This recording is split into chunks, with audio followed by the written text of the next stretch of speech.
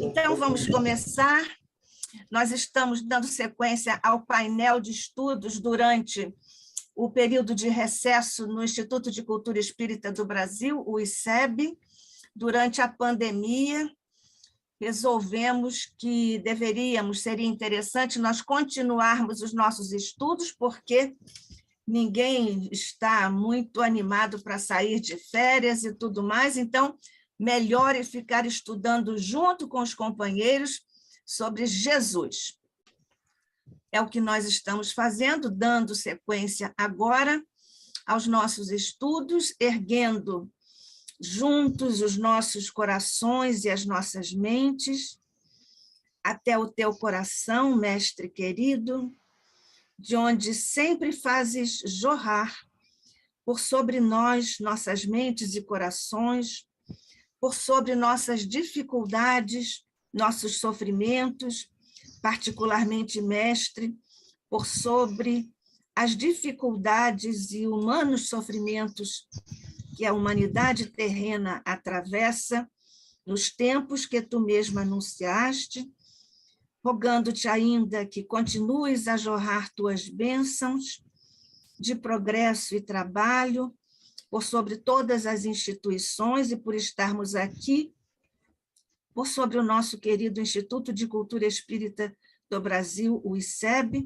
por sobre todos os nossos mentores queridos, por sobre todos esses que nos acompanham em ambos os planos de existência, e particularmente, mestre, envolve agora com o nosso carinho também o nosso querido César Reis, que em breve estará de volta conosco.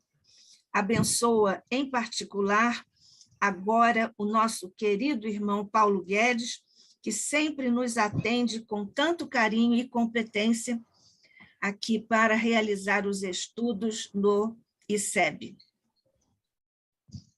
Graças a Deus.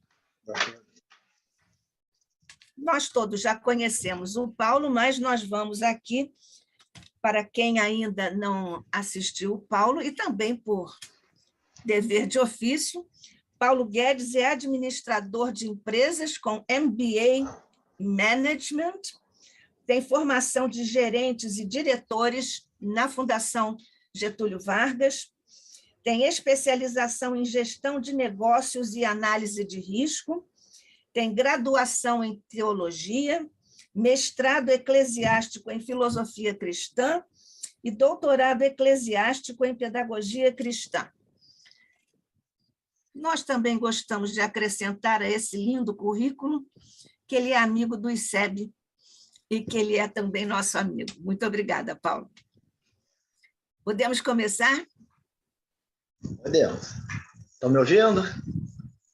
Não. De minha parte? Tá normal. Né? Então, beleza. Então, vamos lá, gente. Agradecendo aí, inicialmente, o convite, né? A oportunidade de fazermos mais um estudo aí sobre Jesus, né? Que eu costumo falar que é o nosso ilustre desconhecido, que todo mundo fala muito de Jesus, mas conhecer mesmo o Evangelho, conhecer mesmo o que Jesus trouxe, não é comum, né? A gente sabe que não é normal que as pessoas se dediquem ao Evangelho, né? Que tenham o cuidado de estudar, de entender realmente o que Jesus nos trouxe, né? O que ele nos deixou aí como legado desse Evangelho maravilhoso. Então, vamos lá. Deixa eu preparar minhas coisas aqui, que eu vou, então, começar o meu... Deixa eu só me organizar aqui.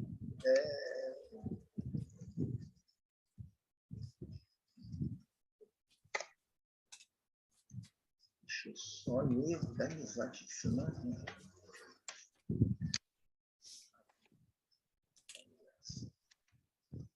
Vamos lá, gente.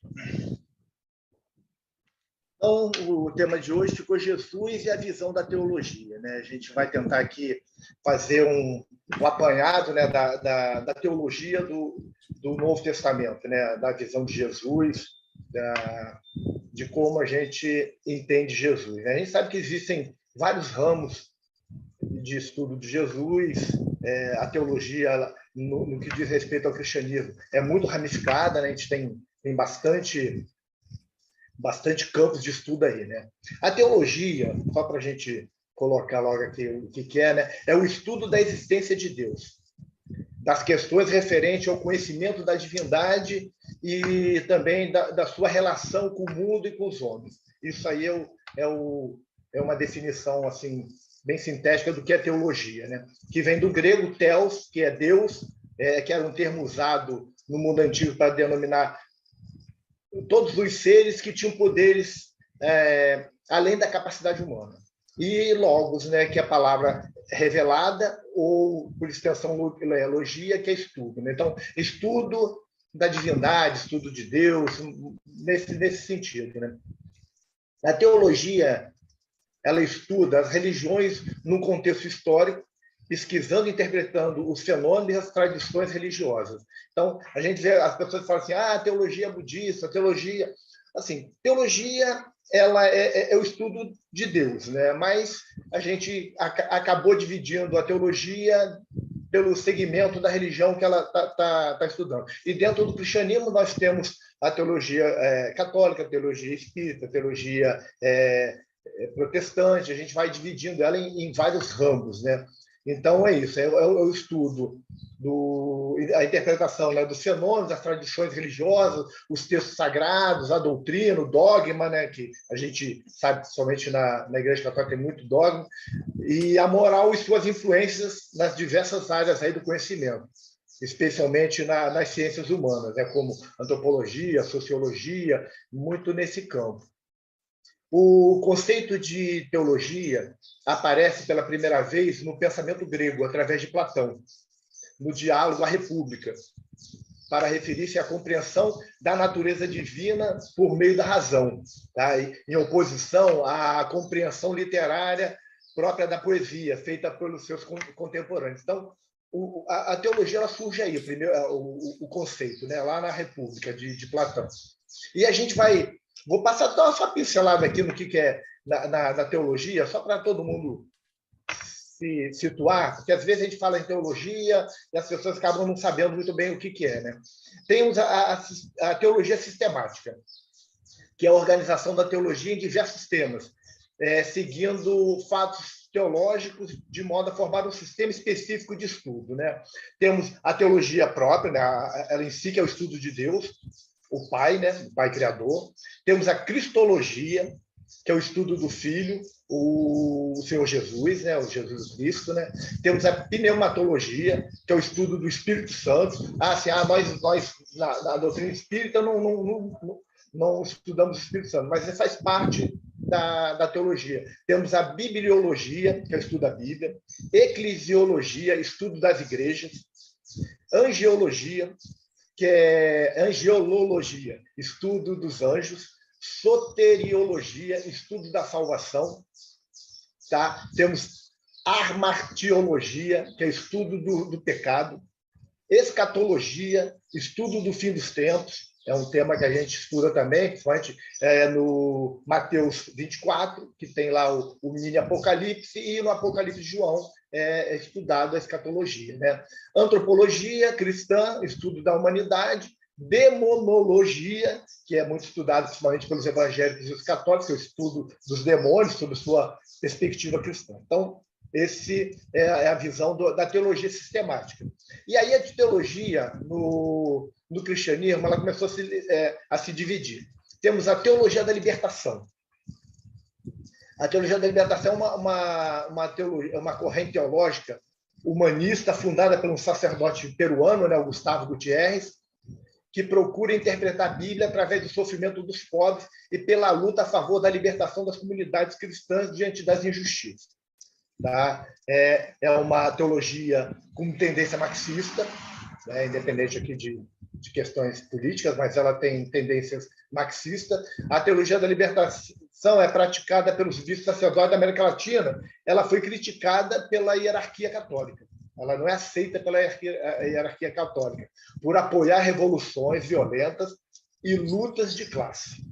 No Brasil, foi o Leonardo Boff, né, o grande defensor da teologia da libertação, e ficou conhecido pela defesa das causas sociais. E aí, só para dar uma pincelada, a teologia da libertação ela tem um problema muito sério. Ela desconstrói Cristo. Que, por exemplo, uma das interpretações da multiplicação dos pães e peixes. A teologia da libertação diz que Jesus ele não multiplicou, ele recolheu todos os pães que estavam com as pessoas e dividiu irmãmente. É o que a teologia da libertação fala. Na ressurreição de Lázaro, falou que Jesus não fez a ressurreição dele, simplesmente consolou as irmãs. E ele morreu. Entendeu? É assim, é uma teologia extremamente nociva ao cristianismo, porque vai desconstruindo todos os milagres, ditos milagres, né, do Cristo. Eles têm uma interpretação diferente e vão desconstruindo tudo aquilo que Jesus fez. Eles têm uma abordagem social para tudo. Jesus não ressuscitou Lázaro, só simplesmente consolou as irmãs. Jesus não multiplicou os pães, simplesmente dividiu o que tinha. E é uma visão bem marxista nesse ponto. E, assim, eu particularmente estou determinantemente contra, independente da questão política, pela desconstrução que eles fazem do Cristo. Isso em várias passagens de Jesus eles vão desconstruindo. Eles têm uma visão que contraria o que está escrito no Evangelho. Isso é o mais grave. Temos a teologia reformada. É a teologia que estabelece qualquer sistema de crença que traça suas raízes na reforma protestante do século XVI, lá de Lutero, de Calvino. Tá? Então, a gente sabe que tem muita divisão a teologia reformada, porque a gente tem vários segmentos, até a presbiteriana, luterana, batista, entre outras aí, né? Pentecostal, neopentecostal e por aí afora. Então, a gente tem muitas teologias dentro de uma só, que é a reformada. Temos a teologia contemporânea, que é a teologia dos tempos atuais. Ela surgiu no início do século XX, com o pastor Karl Barth, na busca de reaver a natureza e sentido da Bíblia como padrão de fé e prática da igreja. É o estudo de Deus no contexto atual e a evolução dos dogmas e dos pensamentos formados a respeito das doutrinas bíblicas no contexto que estamos inseridos. É uma visão de trazer uma interpretação adaptando ao nosso tempo. Ela recebeu muitas influências de diversas outras tendências teológicas, como a teologia bíblica, a teologia católica, a teologia protestante, a teologia natural e a teologia especulativa. Ela recebe influência de todas essas e criou uma visão diferenciada, muito ligada aos dias atuais. E aí, conforme as direções que vai tomando, né, a teologia contemporânea, ela recebe designações entre elas. A gente vê assim, teologia modernista, é a contemporânea. Teologia neomodernista, também é a teologia contemporânea. Teologia da esperança, teologia do evangelho social, é tudo a teologia contemporânea, que vai surgindo nomes conforme os caminhos que ela vai seguindo. Então, só para a gente dar uma pincelada aí na questão da teologia, só para a gente entender mais ou menos o que vem a ser a teologia. Né? É aquilo que a gente tem, só para a gente ver, dentro do cristianismo, as ramificações. É muita interpretação. A gente tem a teologia, por exemplo, da Trindade. Né? A teologia católica ela fala do Deus Trino, que é um Deus só e, ao mesmo tempo, três. A gente, na doutrina espírita, a gente desconsidera isso. Eu não vou nem entrar em detalhes aqui, porque realmente o Evangelho não dá nenhuma base para que se chegue a essa conclusão do Deus baseado na Trindade. Isso nós não encontramos no Evangelho de forma alguma. Então, assim, não dá para a gente imaginar isso estudando o Evangelho. Ele se baseia muito naquela passagem lá em João, eu e o Pai somos um. Mas a gente tem que, se a gente pegar o texto, analisar tudo que Jesus estava falando, ele tinha unidade com Deus, maneira de pensar, estava ligado, estava em comunhão plena com o Pai. E em várias outras passagens, ele vem demonstrando a separação dele do Pai. Tudo aquilo que eu faço, não faço por mim, mas pelo Pai que me enviou. Né? Quem é bom é o Pai que me enviou. Ele sempre fala que ele é enviado do Pai.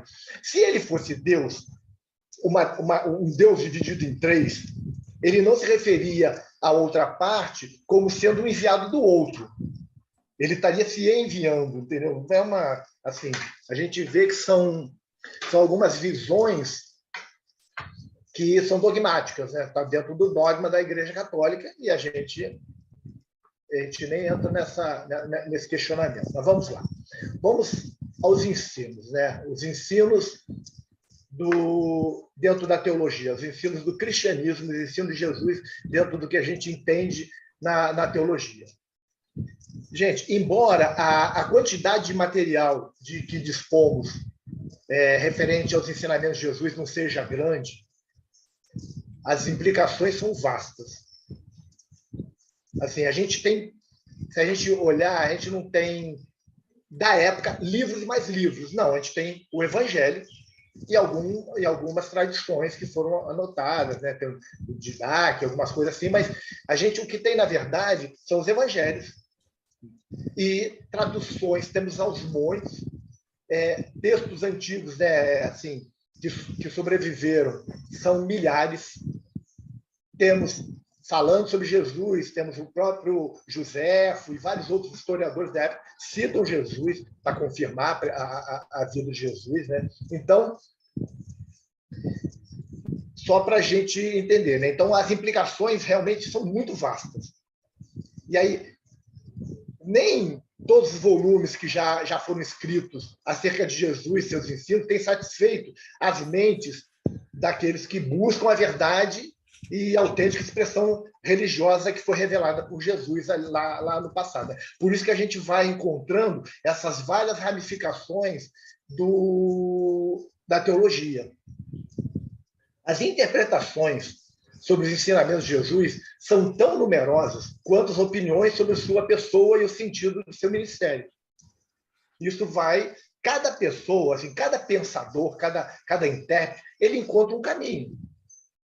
Quando a gente pega as próprias traduções do Evangelho, cada tradutor ele utiliza uma das palavras que ele acha que se encaixa mais naquela situação, porque nós estamos falando de traduzir do grego koiné, que é um grego extremamente pobre, onde uma palavra ela tem muitos significados, depende muito do contexto para tu entender, e aí cada intérprete puxa para o seu lado. A gente, por exemplo, existem muitas passagens das interpretações, tanto católica quanto protestante, que afirmam determinadas coisas a respeito de passagens de Jesus e que a doutrina espírita fala de maneira diferente.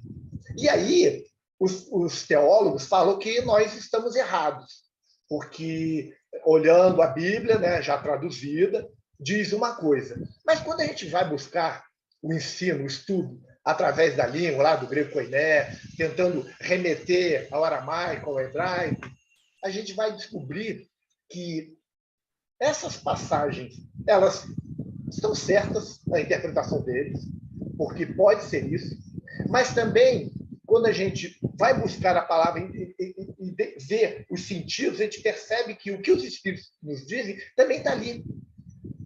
A tradução, a escolha da palavra que difere. Então, eles estão na razão deles, porque eles escolheram uma palavra para dar sentido ao texto, e nós, os espíritos, eles nos dão uma outra visão. É claro que eu acredito nos espíritos, mas antes de eu estudar teologia, eu ficava muito, assim, muito preocupado, né, de ver os teólogos mostrando que a nossa interpretação era errada e mostrando que a palavra significava isso, significava aquilo. Mas aí, quando eu comecei a estudar, eu comecei a ver que significava isso e aquilo, mas também outra coisa. E aí a gente começa a ver que eles podem estar com a razão dele, mas também nós podemos estar com a nossa. Então, eles ficam com a verdade deles, nós ficamos com a nossa e ninguém briga. Esse é o caminho. É a tolerância, né? Assim, a gente, se me perguntarem o que eu acho, vou dizer o que eu acho que está certo. Eu não fico em cima do muro, vou dizer isso aqui para mim, a interpretação é essa. Mas respeito o direito deles de pensar diferente. No estudo de hoje, a gente vai tentar apresentar aqui um esboço, né, do que Jesus ensinou, esperando compreender apenas os temas principais, né? Compreender apenas os temas principais dentro dessa teologia de Jesus. Quais foram os tópicos principais da teologia de Jesus? Qual é o objetivo? Qual é o sentido máximo dos ensinamentos do Cristo? Né? Tá? A gente vai tentar aqui fazer uma tentativa, né, de apresentar Jesus e os seus ensinos, né? E também examinar a implicação desses ensinos, especialmente no que se explica a nossa vida, né? A esperança, o destino, a nossa visão que nós temos da doutrina espírita, né? Todos, assim, todo mundo concorda que os ensinos básicos de Jesus podem ser encontrados no judaísmo revelado. Esse é um outro fato que é importante a gente deixar muito claro. Porque as pessoas, muitas vezes, eu vejo muitas vezes até palestrantes espíritas dizendo que Jesus trouxe novidades, porque são pessoas que não se debruçaram sobre o Velho Testamento. Porque Jesus, a grande maioria das frases utilizadas por Jesus, a grande maioria dos ensinos estabelecidos por Jesus estavam na base do judaísmo. A teologia cristã tem suas raízes na teologia judaica. Muitas das declarações de Jesus podem ser encontradas na literatura rabínica, algumas vezes em forma exata, idêntica, outras vezes de forma modificada. Quando Jesus ele queria dar uma ênfase diferente, ele modificava um pouco a forma. E Jesus ele tem certos números de declarações, né, que deve ter sido autêntica, né, porque não encontramos nenhum traço das mesmas nas peças literárias da época, só lá dentro do judaísmo e dentro do cristianismo. Então, a gente sabe que são autênticas. A gente tem que entender só o seguinte: o grande diferencial era a habilidade muito especial que Jesus tinha ao manusear o pensamento judaico e de eliminar também o supérfluo e o que era prejudicial e mesmo o que era errôneo. Porque, às vezes, assim, a gente pega dentro do Velho Testamento as passagens estabelecidas lá e que Jesus veio comentar sobre elas. Ele usa, muitas vezes, frases idênticas. Tem muitas e muitas passagens. Tem outras que são o sentido muito parecido com pequenas modificações na forma. Mas aí a gente vai observando que tem outros casos que Jesus cita essas passagens e faz correção da interpretação delas. Elas recebem uma nova vida e uma nova interpretação nas mãos de Jesus. Porque, com o passar dos séculos, o judaísmo foi contaminando os textos básicos, né, que estão lá no Velho Testamento. Assim, nós, hoje, estudando o cristianismo e o Novo Testamento, a gente começa a encontrar o mesmo problema. As interpretações estão cada vez mais tendenciosas. Cada vez mais tendenciosas. Hoje nós estamos passando um problema muito sério, que é o pluralismo, né? E existe um pluralismo que é o mais complicado de todos, que é o filosófico, que tem a seguinte ideia, de que a gente tem que aceitar tudo que está aí posto nas outras religiões. E também uma ideia daquela ideia do Jesus cósmico, de que a gente encontra o Jesus, o Cristo, dentro do budismo, dentro do islamismo e por aí afora, dentro do hinduísmo. E isso faz com que as pessoas comecem a permitir que pensamentos de fora alterem a essência das mensagens de Jesus. Está muito em voga isso. Antigamente, a gente tinha aquela ideia de que nós temos que respeitar a pessoa e discutir as ideias. Hoje não se pode mais discutir as ideias. Temos que aceitar as ideias. E aí, quando isso aparece, a contaminação é um fato gravíssimo. Eu me lembro uma vez no Conselho Estadual Espírita, eu participando, né, do conselho, aí o Júlio César Grande Ribeiro contou uma história que ele falou que escutou o Divaldo falando, né, numa palestra do Divaldo, que existiam duas cidades e uma estrada no meio do deserto, um lugar extremamente árido.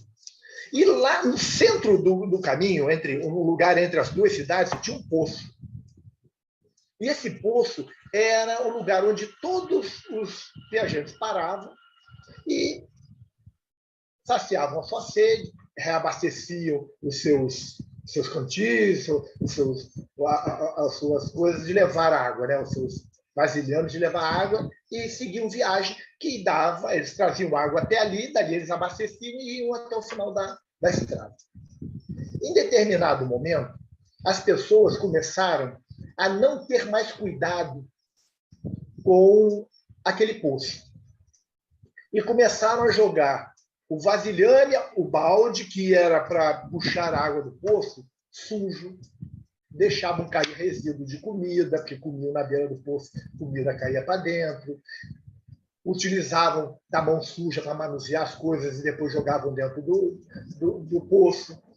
E com o passar do tempo, essa água do poço ficou tão contaminada que ela ficou impraticável. E aí, Júlio César diz que, nas palavras de Divaldo, que esse poço era a doutrina espírita, que fornecia água para a gente terminar a nossa jornada, mas que a doutrina espírita estava sendo tão contaminada que as pessoas estavam tendo tão pouco cuidado com a doutrina que daqui a pouco ela não serviria mais para saciar as nossas necessidades para seguirmos a nossa trajetória. E a gente pode fazer uma analogia com isso com o cristianismo. E a gente está, né, contaminando o cristianismo com esse pluralismo filosófico, trazendo todas as filosofias para dentro. Hoje as pessoas era de aquário, as pessoas têm uma mistura e estão trazendo isso para dentro do cristianismo, para dentro da doutrina espírita. A gente vê que, por exemplo, o orientalismo está muito presente já dentro da doutrina espírita. A gente tem que ter muito cuidado com isso. Tem que ter muito cuidado mesmo. Então, a gente vai, né, olhando com bastante cuidado, né, e vamos percebendo que se a gente perder a noção da visão teológica do evangelho correta, daqui a pouco o evangelho vai estar tão contaminado que as pessoas vão estar se desvirtuando, acreditando que estão no caminho certo. Então, a gente tem que ter muito cuidado mesmo. Vamos seguindo aqui. Mais do que qualquer outro contemporâneo, ou de qualquer outro profeta do Antigo Testamento, Jesus revelou a espiritualidade do reino e demonstrou por este não pode ser encarado, né, como um mero sistema político de governo. O ponto central da teologia de Jesus é o reino de Deus. É o ponto central dele. A gente vamos aqui seguir por a base do cristianismo, vamos olhar aqui vários aspectos do que Jesus nos deixou, mas o ponto crucial é o que centraliza toda a teologia de Jesus é o reino de Deus, o reino dos céus. E por causa da espiritualidade do reino, o arrependimento é urgente e necessário. Jesus também fala isso. A gente vê que o precursor do Cristo, que foi João Batista, o que ele pregava quando ele estava fazendo o batismo lá no Rio Jordão? Arrependei-vos, ele falava. Ele falava do arrependimento. Jesus, ele confirma a necessidade do arrependimento. E nós, na doutrina espírita, sabemos que quando você tem os seus débitos morais, primeiro você precisa se arrepender deles, para depois começar a resgatar esses débitos. O arrependimento, ele é o pontapé inicial. Nós começamos nos arrependendo. E aí, após o arrependimento, nós vamos começar uma nova jornada, onde vamos resgatar os débitos, vamos trabalhar para corrigir tudo isso. Essa renovação, né, essa nova ênfase, bem como a proclamação de que o rei já está presente, fez com que o ensino de Jesus sobre o reino fosse não apenas novo, mas absolutamente sem par. A gente não vê em nenhum outro ensino falando sobre esse reino. E outra coisa, né? É interessante que a gente vai observar que Jesus, ele fala no Evangelho, e tem um determinado que ele fala assim, se eu expulso o demônio em nome de Deus, aí ele fala que o reino já está entre nós. Ele começa a nos dizer que ele estava inaugurando a transição. Isso é muito claro no Evangelho. A gente pegando o Evangelho, olhando o Evangelho com bastante cautela, com bastante calma, a gente vai observar que aí fala assim, que nós estamos agora, neste momento, vivendo a transição para o mundo regenerado. Jesus diz no Evangelho que o reino de Deus estava começando ali nele. São 2000 anos que se passaram e ainda não chegamos ao fim da transição, mas ela está. A gente está muito próximo, estamos andando cada vez mais. Quando a gente vai olhar lá o Apocalipse, né, ou então a gente vai olhar o Mateus 24, os relatos do Cristo sobre o final dessa era, quando estivéssemos muito próximos, a gente vai observar que ele fala de eventos que nós vamos olhar de um século para cá, estão, assim, muito bem relatados. E a gente vai observar isso. Jesus, ele revolucionou outros ensinamentos, incluindo muitos ensinos básicos da lei, tal como o sentido do divórcio, do adultério, do amor. Ele fez ali, realmente, ele revolucionou esse tipo de ensino. A gente vê que no judaísmo tinha lei que falava sobre a questão do divórcio, sim, mas é uma lei que tinha uma interpretação tão vergonhosa que Jesus altera. Porque a gente olhando lá, estudando o Velho Testamento, a gente vai encontrar que realmente havia condições para que o divórcio ocorresse. Mas aí o judaísmo diz que qualquer coisa que a mulher fizesse que desagradasse o homem era motivo de divórcio. Se ela fizesse uma comida que ele não tivesse satisfeito com ela, podia se divorciar. Se ela falasse uma palavra que ele não gostasse, ele podia... Assim, banalizou a coisa. E é uma interpretação, não a lei. A lei não diz nada disso. Jesus, ele realmente mudou o sentido. Sobre a questão do adultério. Jesus, ele sai... É interessante a gente observar que Jesus sai do ato em si para o pensamento. Aquele que olhar para uma mulher com cobiça já cometeu adultério. Né? Ele também muda o sentido, que no judaísmo, o adultério ele era punido com apedrejamento da mulher. O homem nunca era envolvido.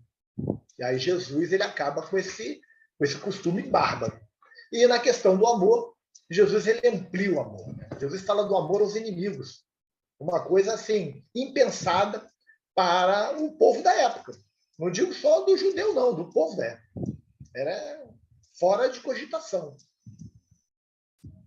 E aí, a gente olhando assim, a gente vai observar que, de fato, Jesus reinterpretou a lei.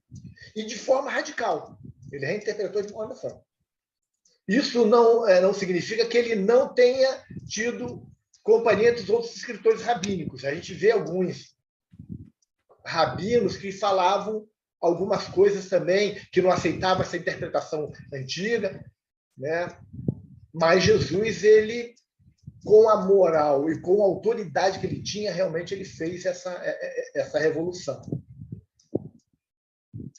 O que Jesus nos fala, né, na época dele, lá, que está registrado no Evangelho, foi realmente revolucionário.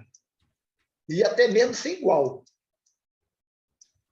Muito sem igual. A gente olha assim, mas no Velho Testamento tinha coisas importantes? Tinham. Tinham coisas que Jesus falou? Tinham. Mas tinham sido distorcidas no que diz respeito à interpretação. Então, Jesus, o que ele faz? Ele começa a fazer uma modificação profunda. E aí, claro, com o rompimento entre os seguidores de Jesus e o judaísmo, acabou surgindo uma nova teologia, que é a teologia cristã, que acabou criando algumas influências do judaísmo. O judaísmo hoje está bem diferente do judaísmo daquela época, mas ele, por rejeitar Jesus, aí surge essa nova religião. Né? A gente fala assim, o cristianismo, a religião criada por Jesus. Não, Jesus, judeu, Jesus cumpriu a lei do judaísmo, ele simplesmente reinterpretou. O que estava errado, ele corrigiu, ele fez mudanças revolucionárias e radicais, não temos dúvida. Mas a ideia do Cristo era estabelecer a boa nova, o evangelho significa boa nova, boa notícia, dentro do judaísmo. E se a gente for analisar, uma boa parte dos judeus viraram cristãos. E o mais importante disso tudo, que foi Jesus permitir que dentro daquilo que ele estava trazendo de novo, fosse aceito os gentios, os que eram de fora do judaísmo, que não eram aceitos pelos judeus. Os judeus tinham um Deus particular. Jesus tinha um Deus que era um Deus universal. É uma visão teológica de Deus muito significativa. Porque dentro do judaísmo era o Deus único, mas era o Deus do povo judeu. E Jesus traz um Deus muito mais amplo, um Deus que é o Pai de todos.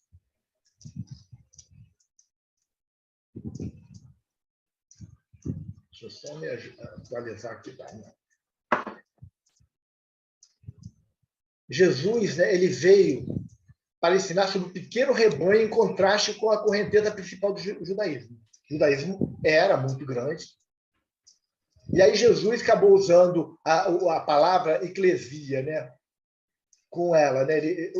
Foram os pequenos grupos que foram formados a partir dos ensinamentos de Jesus para estudarem o Evangelho. Eram congregações pequenas, normalmente em casas, que as pessoas se reuniam para estudar as anotações que já circulavam na época, principalmente de Levi e Mateus, sobre o Evangelho. Depois começaram a surgir as cartas paulinas, que era Paulo mandando orientação para as eclesias. Né?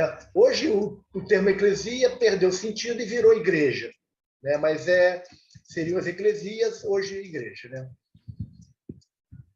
E aí ele indicou, né, um tipo inteiramente novo de comunidade religiosa.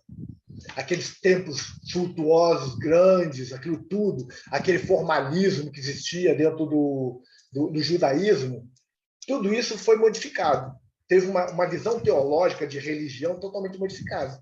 Hoje, nós estamos muito mais próximos do judaísmo no que diz respeito a templos e tudo, do que na época de Jesus.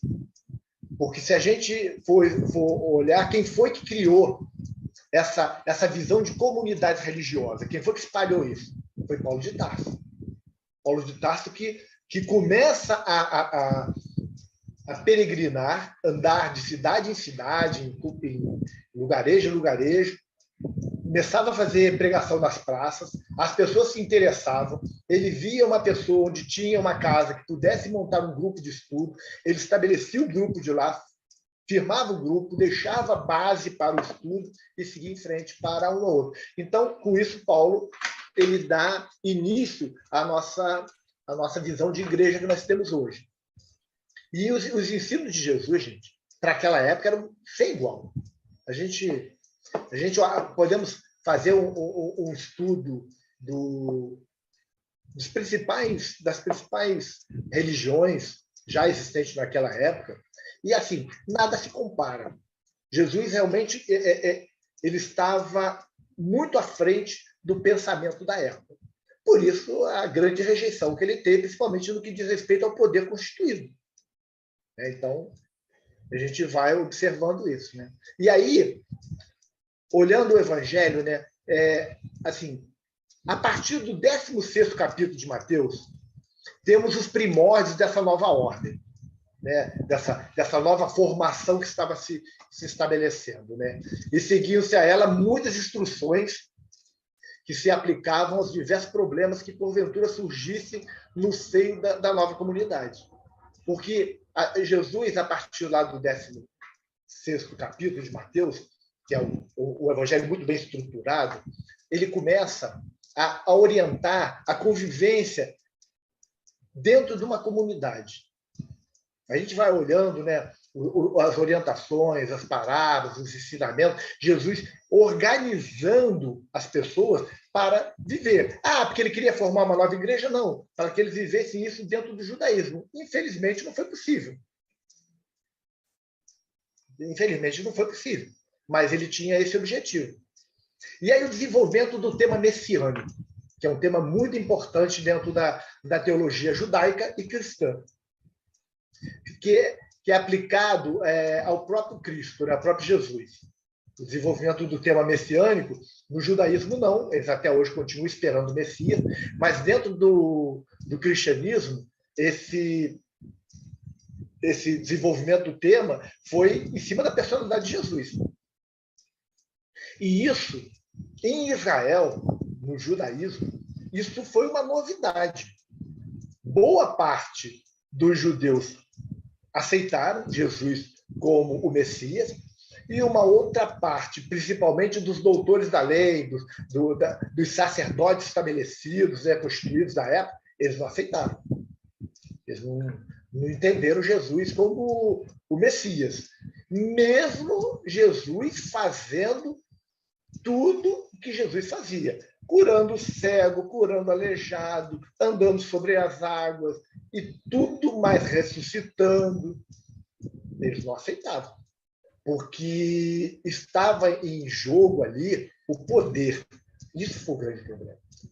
Porque os sacerdotes do judaísmo eles tinham uma vida muito boa. Porque eles viviam com autorização de Roma. Porque qual era o acordo? Eles mantinham o povo sob a rédea, para que o povo não fizesse revolução, não fizesse baderna nas cidades, e eles tinham direito a algumas regalias. Inclusive, assim, nós tínhamos o imposto pago pelo povo judeu aos romanos e o imposto pago pelos judeus ao templo. O povo era explorado duas vezes. E aí, com esse imposto, eles tinham uma vida muito boa, viviam como ricos, muito bem.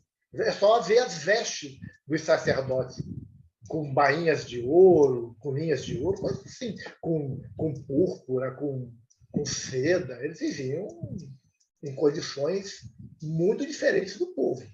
Então, nós vamos encontrar esse grande problema. E a gente vê no estudo do Evangelho que o momento crucial para decidirem a crucificação de Jesus foi quando ele expulsa os vendilhões do templo, dizendo que o templo era casa de oração e não de comércio. E aí foi sentença de morte de Jesus, porque mexeu com o poder financeiro, e aí a coisa piorou assustadoramente para o lado do Cristo.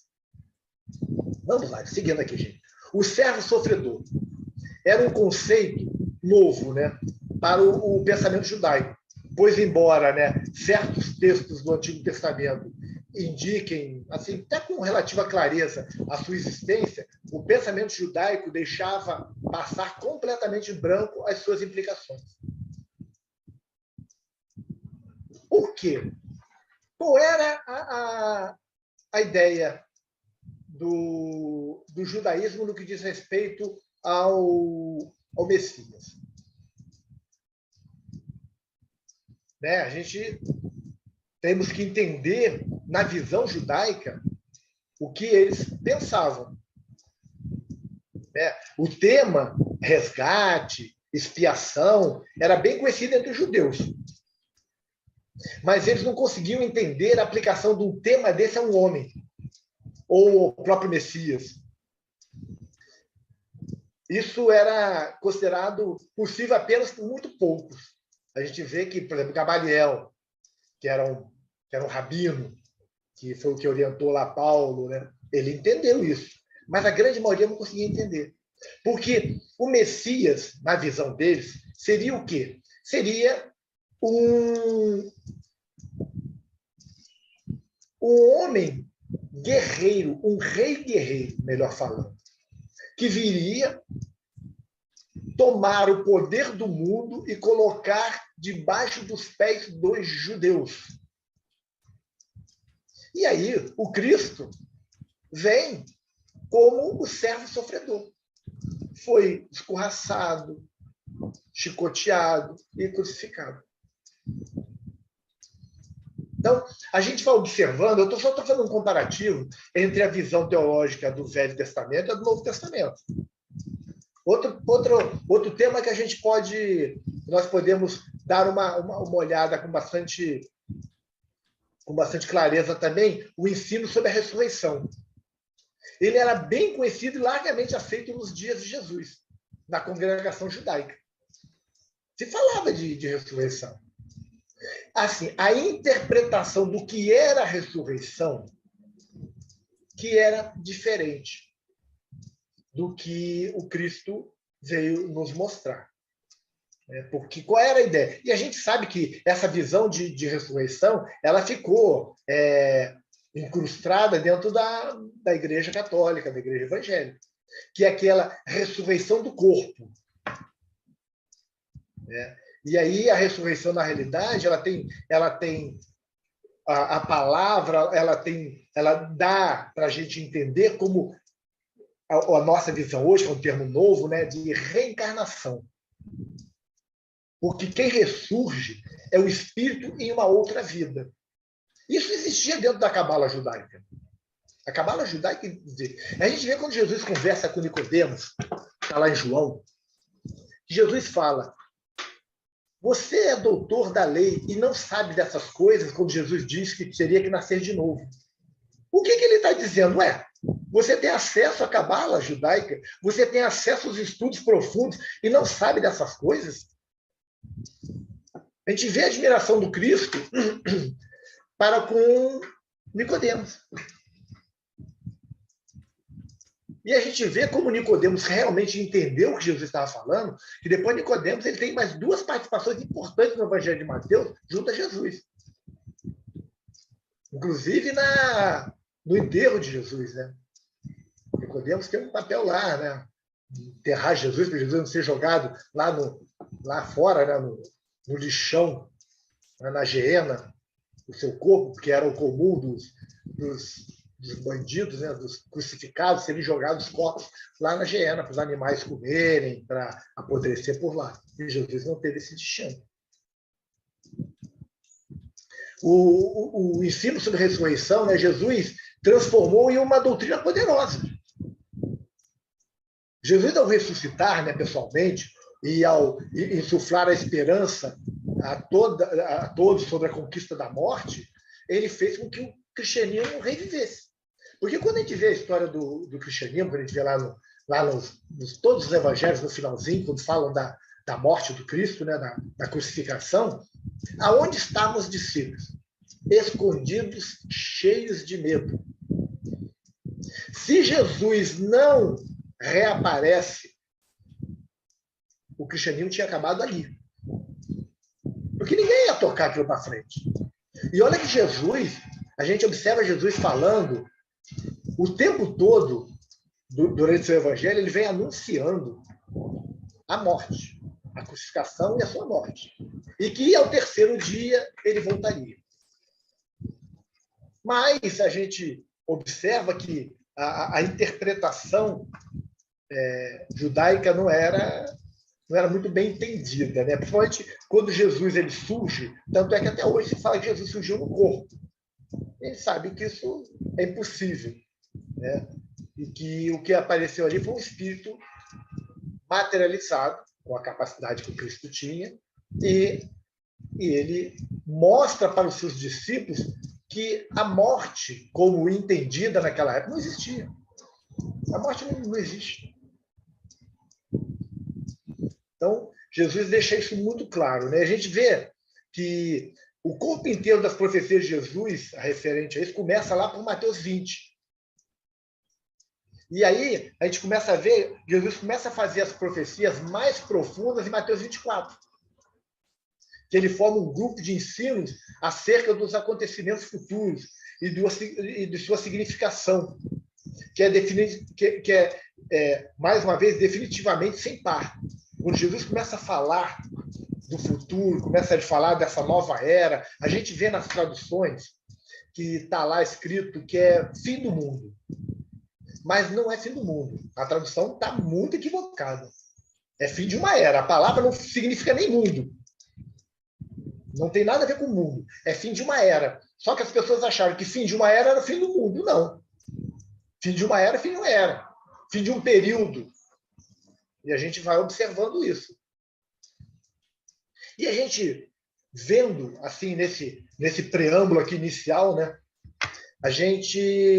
nós podemos afirmar, né, que a natureza dos ensinos de Jesus é sem par. Não tem nada que se compare. Ele nos fornece as pedras fundamentais sobre as quais está alicerçado praticamente a religião do Ocidente, que é o cristianismo. E naquilo que o cristianismo se difere do judaísmo. Nisso mesmo, os ensinamentos de Jesus diferem da corrente principal do judaísmo e dos seus dias. Hoje a gente vê o cristianismo e o judaísmo tem um abismo muito grande, mas na época também. Mesmo que o judaísmo recebeu algumas influências de Jesus, mas a gente observa que hoje continua um abismo muito grande entre a visão judaica e a visão cristã. A teologia de Jesus ela é muito rica. Ela é muito rica. É uma teologia muito moderna.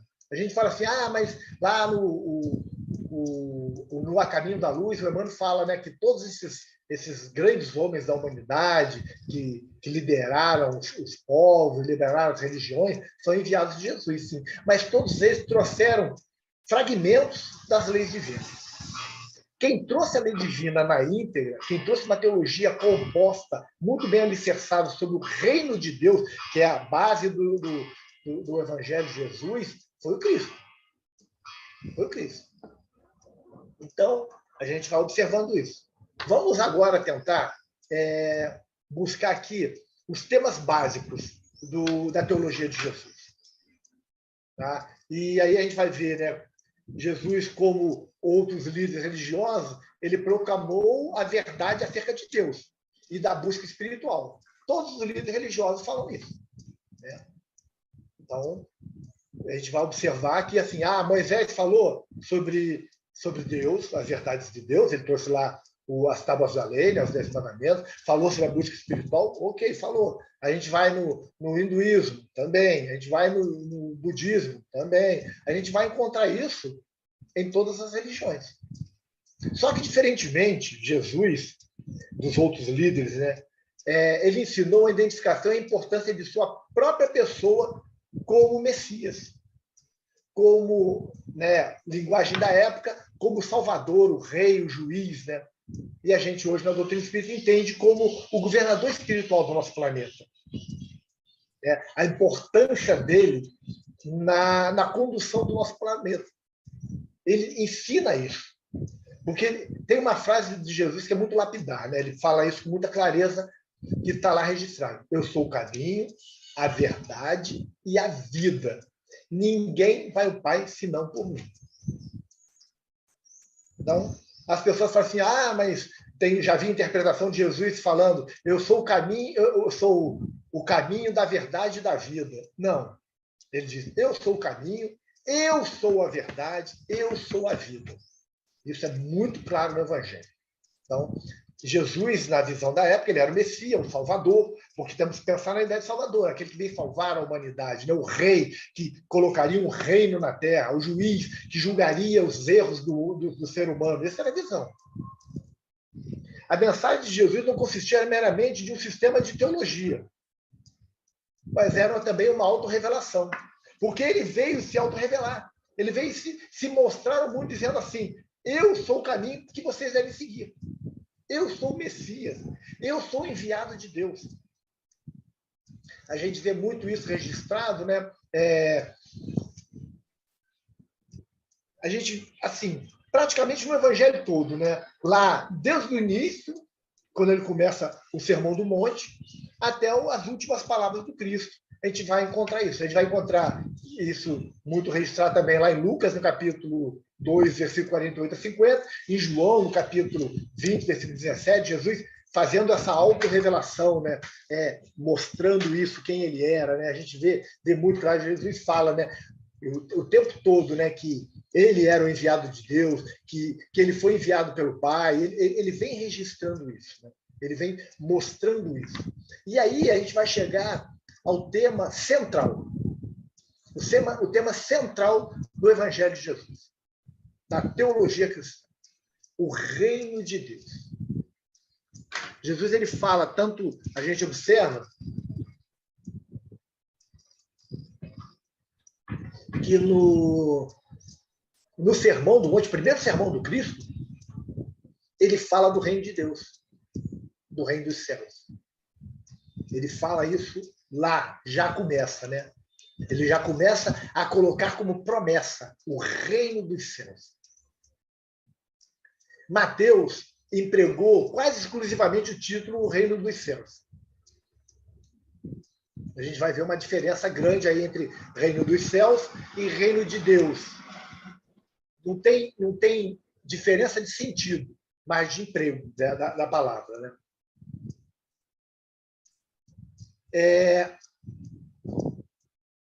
Alguns intérpretes tensionam aí dizer, né, que reino dos céus e reino de Deus são diferentes. Seriam coisas diferentes. Mas assim, é um pouco de falta de atenção. O texto de Mateus, no capítulo 19, versículos 23 e 24, usa os termos, os dois termos. Ele usa reino dos céus e reino de Deus. Em um lugar e em outro, assim. O que dá uma prova positiva do que acabamos de dizer, que não são diferentes, o sentido é o mesmo. Porque num momento da frase ele usa reino de Deus e no outro ele usa reino dos céus. Com o mesmo sentido. Porque para ele não repetir reino dos céus e reino dos céus, ele usou reino dos céus e reino de Deus. O que são dois versículos seguidos. O versículo 23 e 24 do capítulo 19. São termos sinônimos, gente. São sinônimos. A gente tem que entender, inicialmente, que Jesus era judeu. Né? Então, a gente sabe que provavelmente Jesus não usou o termo reino de Deus nos seus discursos. Ele usou o termo reino dos céus. E Mateus, ao transcrever isso, também usou reino dos céus. Poucas vezes Mateus cita o reino de Deus. Por quê? No judaísmo, uma das leis é que você não deve usar o nome de Deus em vão. E o Evangelho de Mateus é destinado a quem? Aos judeus, aos contemporâneos de Mateus, aos judeus. Então, ele sabia que se ele usasse o reino de Deus, não seria bem aceito. As pessoas iam olhar atravessado porque ele estaria descumprindo uma determinação do próprio judaísmo. Então, ele não usa. Jesus, no Evangelho, jamais ofereceu qualquer definição do que esses termos significam para ele. E aí, o que a gente tem que fazer? A gente tem que examinar muitas passagens para obtenhamos, né, uma visão geral e compreensiva. Porque Jesus não fala, ó, reino de Deus é isso, isso, isso. Ele não fala. Ele fala de reino de Deus, ou reino dos céus, né? Mas ele não diz o que é o reino dos céus. E aí surgiu uma ideia de que reino dos céus é um reino, é o céu, o lugar onde, quando a gente formos eleitos, nós vamos para lá, tal. Começaram a surgir algumas teologias nesse sentido. Mas Jesus, ele não dá uma explicação clara sobre isso. A expressão reino dos céus, ela se encontra cerca de 33 vezes no Evangelho de Mateus. Mateus repete esse termo, né? Claro, colocando isso na boca de Jesus falando, 30 e poucas vezes, 33, se eu não me engano. A ideia básica desse conceito é a região ou reino onde tudo está sujeito a Deus, onde a autoridade de Deus prevalece, ou, melhor dizendo, onde a lei de Deus prevalece. Aí é o reino de Deus, é o reino dos céus. E aí esse reino pode ser presente, pode ser futuro. No Evangelho a gente vê isso. O reino ele é presente e o reino é futuro. Jesus ele fala isso. Ele pode ser externo, mas ele pode ser interno. Porque você está no mundo ainda de expiação e prova, mas você alcançou um grau evolutivo onde o reino dos céus está dentro de você, ele é interno. Ele é externo quando a população toda estiver seguindo as leis divinas. Jesus, ele proclama, né, um reino literal sobre a face da terra. Não é um reino no céu. O reino literal na face da terra. Onde ele haveria de governar, onde ele teria influência plena. Onde as leis divinas estariam estabelecidas. E segundo o próprio Cristo, logo haveria de ser estabelecido. E aí a gente fala assim, pô, mas logo deveria estar estabelecido?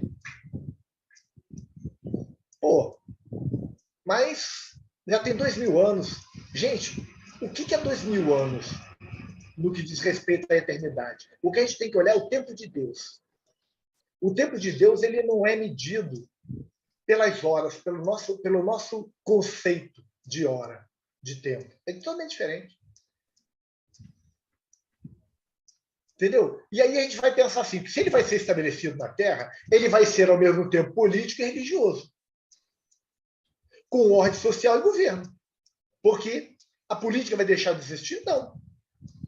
Só que vai ser assim. Quem é que vai governar? Os indivíduos que tiverem avanço no intelecto moral. Esses vão governar. Vai haver uma ordem social? Claro que vai. Todo mundo vai seguir as normas, as leis. As regras continuarão estabelecidas. Só que são as regras da lei divina. E a gente vai seguindo essas regras. João, ele fala da impossibilidade de alguém entrar no reino de Deus sem nascer de novo. Né? Eu falei, aquele diálogo com Nicodemos. Está lá em João. E apesar de Jesus certamente ter visto a necessidade do indivíduo se converter ao cristianismo, né, para que entrasse no reino terrestre, né, fica muito óbvio que Jesus também deve ter usado o termo para referir-se a algo como esse reino fora da terra, né, que é o reino no campo espiritual, ou no céu, ou nos mundos celestiais. Né, porque foge do âmbito único e exclusivamente da terra. Porque, por exemplo, a gente pensa assim, Bezerra de Menezes. Ele sabe que ele ainda permanece aqui, mas ele tem condição já moral de ascender a mundos melhores.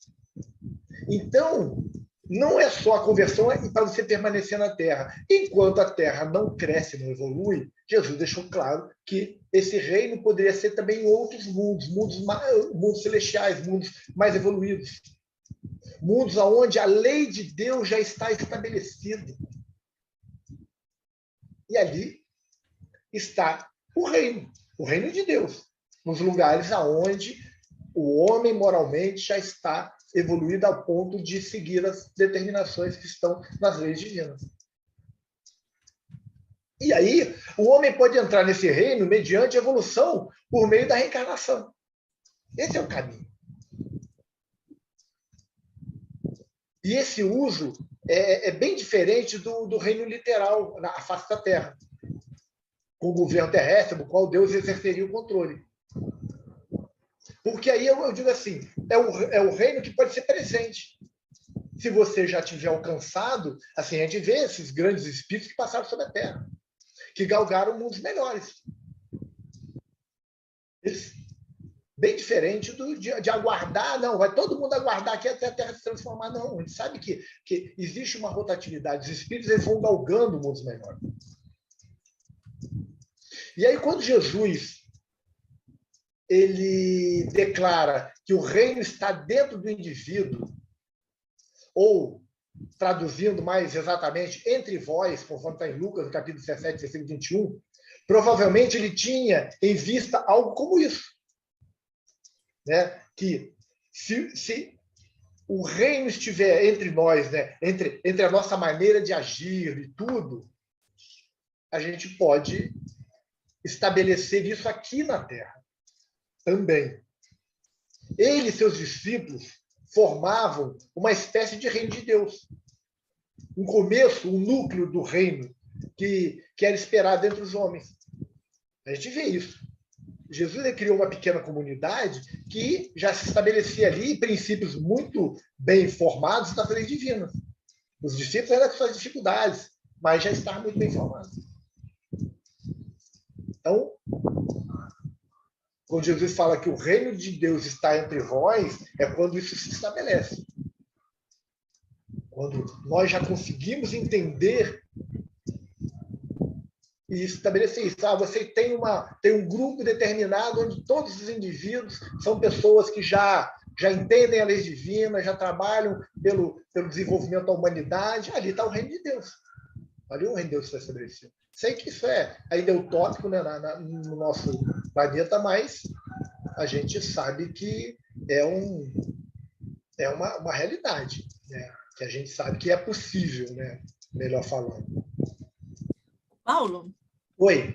Paulo, nós estamos já com 1h e pouquinho de exposição. Se você quiser fazer um intervalo de 5 ou 10 minutos, nós temos aqui 2 cumprimentos e 2 perguntas do Paulo de Felipe, mas nós também podemos depois fazer outras, se for o caso. O que você acha? Vocês que sabem. Eu deixei eu falar 2 horas seguidas, mas também tá bom. Bom, e nós vamos ouvindo tranquilamente, claro. Vamos fazer um intervalozinho, então, já que eu interrompi? Tranquilo. Tá bom? 10 minutos, pode ser? 10 minutos ou 5? 10, para tomar um cafezinho rapidinho. Isso, tá bom.